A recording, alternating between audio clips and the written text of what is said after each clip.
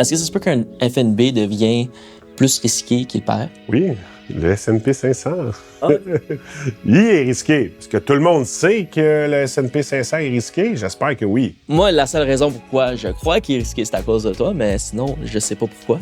Oui, mais c'est hyper à risque. Il faut comprendre, c'est 100% action. Là, tu vas me dire, ouais, mais les techs, ils tomberont jamais. Il y a une guerre entre la Chine et les États-Unis pour le contrôle de l'AI, de l'intelligence artificielle. Il y a des centaines de milliards qui y sont investis. C'est bon, l'AI. C'est eux qui drivent le show du S&P 500. Là. Tout le monde croit en ce moment, c'est les techs, c'est l'intelligence artificielle, ils drivent le show. C'est que eux autres, ils sont tellement forts qu'on oublie tout le reste de l'économie. Il y a des affaires qui sont en train de changer, il y a des entreprises qui ferment en arrière. Là. Puis ça va continuer. Là. Plus que le AI va être poussé, plus que des gens qui n'auront pas suivi la vague, ils vont mourir. Puis ce que ça va faire, une entreprise qui n'a pas les liquidités pour se mettre à page, ils vont se faire englober, ça va être...